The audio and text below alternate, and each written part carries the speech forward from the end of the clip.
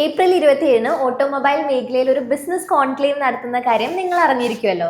Yes, vision summit 2025 carving the future.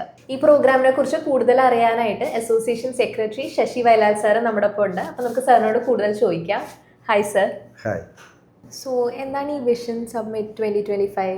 APDA സംഘടിപ്പിക്കുന്ന vision summit 2025 automobile ഇൻഡസ്ട്രിയുടെ സമഗ്രമായിട്ടുള്ളൊരു വികസനത്തിന് വേണ്ടി സംഘടിപ്പിക്കുന്ന ഒരു മെഗാ ഇവൻ്റാണ്. ഓട്ടോമൊബൈൽ ഇൻഡസ്ട്രിയിൽ 2 വീലർ, 3 വീലർ, 4 വീലർ എന്നീ വിവിധ സെഗ്മെൻറ്റിലുള്ള mechanic, retailers, vehicle dealers, distributors ഇത്തരം ആളുകളെ സംഘടിപ്പിച്ചുകൊണ്ട് ഇവരുടെ സമഗ്രമായിട്ടൊരു വികസനത്തിന് വേണ്ടി തയ്യാറെടുത്തിട്ടുള്ള ഒരു പ്രോഗ്രാമാണ് വിഷൻ സമ്മിറ്റ് 2025. ഈ പ്രോഗ്രാമിൻ്റെ മെയിൻ അജണ്ട എന്തൊക്കെയാണ്?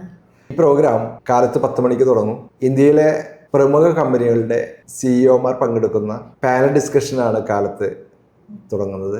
അതിനുശേഷം കേരളത്തിലുള്ള വിവിധ സംഘടനകളുടെ പ്രതിനിധികളുമായി, അതുപോലെ തന്നെ വെഹിക്കിൾ ഡീലേഴ്സിൻ്റെ പ്രതിനിധികളുമായി, ഡിസ്ട്രിബ്യൂട്ടേഴ്സിൻ്റെ പ്രതിനിധികളുമായി നടത്തുന്ന ഒരു പാനൽ ഡിസ്കഷൻ. ഈ ഡിസ്കഷൻ കേരളത്തിലെ ഓട്ടോമൊബൈൽ ഇൻഡസ്ട്രിയെ എങ്ങനെ നമുക്ക് നല്ല രീതിയിൽ കൊണ്ടുപോകാം, ഈ ഇൻഡസ്ട്രിയുമായി ബന്ധപ്പെട്ട് നിലനിൽക്കുന്ന പ്രശ്നങ്ങളെക്കുറിച്ചുള്ള ചർച്ചകൾ, അതുപോലെ ഇതിൻ്റെ ഫ്യൂച്ചർ, ഒരുപാട് വെല്ലുവിളികൾ നേരിടുന്ന ഒരു കാലഘട്ടത്തിൽ കൂടിയാണ് നമ്മൾ പോകുന്നത്. ഇത്തരം കാര്യങ്ങളാണ് ഇതിൽ ചർച്ചയ്ക്ക് വിഷയമാകുന്നത്. വൈകുന്നേരം 3:30 തൊട്ട് ഈ ഇൻഡസ്ട്രിയിലുള്ള വിവിധ മേഖലകളിൽ പ്രവർത്തിക്കുന്ന mechanic, retailers, distributors, vehicle dealers തുടങ്ങിയ രംഗങ്ങളിൽ നല്ല പ്രതിഭകളായിട്ടുള്ള ആൾക്കാരെ കണ്ടെത്തി ഓരോ ജില്ലയിൽ നിന്നും ഓരോ ആൾക്കാരെ സെലക്ട് ചെയ്ത് 25, 30, 40 വർഷമൊക്കെ ആയിട്ടുള്ള വ്യക്തിത്വങ്ങളെ ആദരിക്കുന്ന ഒരു ചടങ്ങ്, ഒരു അവാർഡ് നൈറ്റ് നമ്മളിതിൻ്റെ കൂടെ സംഘടിപ്പിക്കുന്നുണ്ട്. ഈ അസോസിയേഷന് പുറത്തുള്ളവർക്കും ഇതിൽ പാർട്ടിസിപ്പേറ്റ് ചെയ്യാമെന്ന് പറഞ്ഞു. അപ്പോൾ അവർക്ക് ഇതിലുള്ള ബെനിഫിറ്റ് എന്താണ്? അവരെന്തിനാണ് ഈ ഒരു സബ്മിറ്റിലേക്ക് വരുന്നത്? ഈ വിഷൻ സബ്മിറ്റ് 2025 എന്ന് പറയുന്ന പ്രോഗ്രാം ഞങ്ങൾ ഓർഗനൈസ് ചെയ്യുമ്പോൾ ഞങ്ങളുടെ മെയിൻ അജണ്ട എന്ന് പറയുന്നത് ഈ ഇൻഡസ്ട്രിയിൽ ഒരുപാട് കാലങ്ങളായി വർക്ക് ചെയ്യുന്ന, പലരാൽ അവഗണിക്കപ്പെട്ട് കിടക്കുന്ന, ആരുടെയും അംഗീകാരം കിട്ടാത്ത ഒരു വലിയ വിഭാഗം ഇതിലുണ്ട്. അങ്ങനെയുള്ള ആളുകളെ ഹോണർ ചെയ്യുക എന്ന് പറയുന്നത്, അവർക്കൊരു അംഗീകാരം കിട്ടുക എന്ന് പറയുന്നത് വലിയൊരു കാര്യമായിട്ടാണ് ഞങ്ങൾ കാണുന്നത്. ഞങ്ങൾ കേരളം മുഴുവൻ സഞ്ചരിച്ചപ്പോൾ 40 വർഷത്തിൽ കൂടുതൽ ഈ ഇൻഡസ്ട്രിയിൽ വർക്ക് ചെയ്യുന്ന ഒരുപാട് ആൾക്കാരെ കാണാൻ സാധിച്ചു. അത്തരം ആളുകളെ ഓരോ ജില്ലയിലും പോയി അവരെ കണ്ടെത്തി, അവരെ ഇൻവൈറ്റ് ചെയ്ത്, അവരെ ഹോണർ ചെയ്യുക, എല്ലാവരുടെയും മുന്നിൽ വെച്ച് അവർക്കൊരു അംഗീകാരം കിട്ടുക എന്ന് പറയുന്നത് അവരുടെ ജീവിതത്തിലെ ഏറ്റവും വലിയൊരു കാര്യമായിട്ട് ഞങ്ങൾ കാണുന്നു. രണ്ടാമത്, ഈ പ്രോഗ്രാമിൻ്റെ ഭാഗമായി ഞങ്ങൾ നടത്താൻ പോകുന്ന പാനൽ ഡിസ്കഷൻ, അത് ഈ ഇൻഡസ്ട്രിയുടെ പോക്ക് എവിടേക്കാണ്, ഒരുപാട് വെല്ലുവിളികൾ നേരിടുന്ന ഈ കാലഘട്ടത്തിൽ ഇത് എവിടേക്കാണ് പോകുന്നത് എന്നുള്ള ഒരു കൃത്യമായിട്ടുള്ള ഒരു പിക്ചർ ഇതിൽ പങ്കെടുക്കുന്ന ആളുകൾക്ക് കിട്ടും. നമുക്കറിയാം, ഇപ്പോൾ ഇലക്ട്രിക് വെഹിക്കിൾ വന്നു, BS6 വെഹിക്കിൾസ് വന്നു.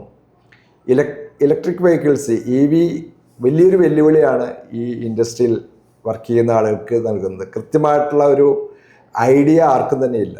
ഇതിൻ്റെ ഫ്യൂച്ചർ, ഇതിൻ്റെ ചലഞ്ചസ്, ഇതൊന്നും ആർക്കും അറിയില്ല. ഇത്തരം ഒരുപാട് കാര്യങ്ങളെക്കുറിച്ചുള്ള ഒരു ചർച്ച അവിടെ നടക്കുമ്പോൾ ഇതിൽ പങ്കെടുക്കുന്ന വ്യക്തികൾക്ക് അവരുടെ ബിസിനസ് എങ്ങനെയാണ് കൺവെർട്ട് ചെയ്യേണ്ടത്, എവിടേക്കാണ് കൊണ്ടുപോകേണ്ടത് എന്നുള്ള ക്ലിയർ ആയിട്ടുള്ള ഒരു ദിശ അവർക്ക് കിട്ടും. ഓട്ടോമോട്ടീവ് പാർട്ട് ഡിസ്ട്രിബ്യൂട്ടേഴ്സ് അസോസിയേഷൻ്റെ ചരിത്രം ഒന്ന് പറയാമോ? Yes. Automotive parts distributors association രൂപം കൊള്ളുന്നത് 2020-ലാണ്. നമുക്കറിയാം, ലോകത്തെ നിശ്ചലമാക്കിയ കോവിഡ്, ഞങ്ങളും നിശ്ചലമായി. ആ സമയത്ത് ഈ ബിസിനസ്സിൽ ഡിസ്ട്രിബ്യൂട്ടേഴ്സായിട്ടുള്ള ആളുകൾ ഒരുപാട് പ്രശ്നങ്ങൾ നേരിട്ടിരുന്ന ഒരു കാലഘട്ടമാണ്.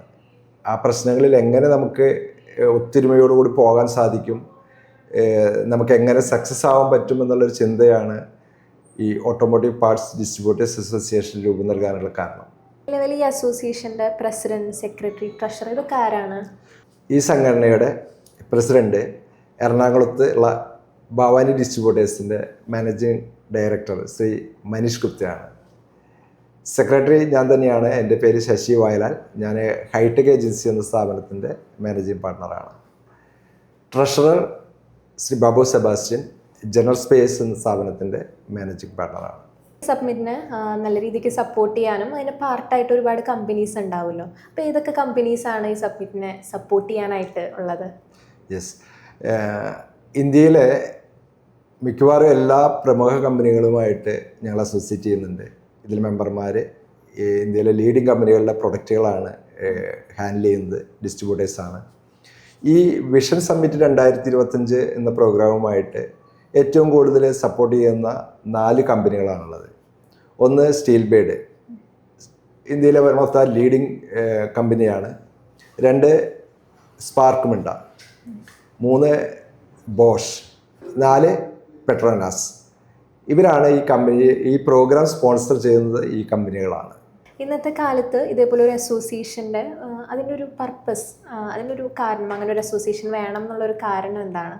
യെസ്, 2020 APDA അല്ലെങ്കിൽ ഓട്ടോമോട്ടീവ് പാർട്സ് ഡിസ്ട്രിബ്യൂട്ടേഴ്സ് അസോസിയേഷൻ രൂപം കൊണ്ടത് എന്ന് ഞാൻ പറഞ്ഞു. ഒരുപാട് കോമ്പറ്റീഷനുള്ള ഒരു മേഖലയാണ് ഓട്ടോമൊബൈൽ ഇൻഡസ്ട്രി. ഞങ്ങൾ ഇതിൽ അംഗങ്ങൾ പരസ്പരം മത്സരിച്ചുകൊണ്ടിരുന്ന കാലഘട്ടത്തിൽ ആർക്കും ഒരു തരത്തിലുള്ള ബെനിഫിറ്റുകൾ കിട്ടാതെ പരസ്പരം ശത്രുക്കളായി കണ്ടിരുന്നൊരു കാലഘട്ടം.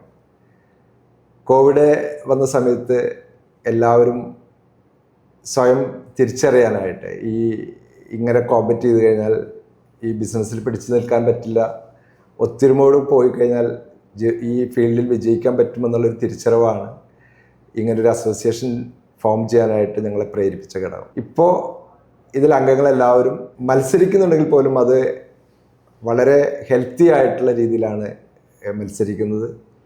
ഓരോ അംഗങ്ങളുടെയും വെൽഫെയറിന് വേണ്ടി അസോസിയേഷൻ വളരെ നല്ല രീതിയിൽ പ്രവർത്തിക്കുന്നുണ്ട്.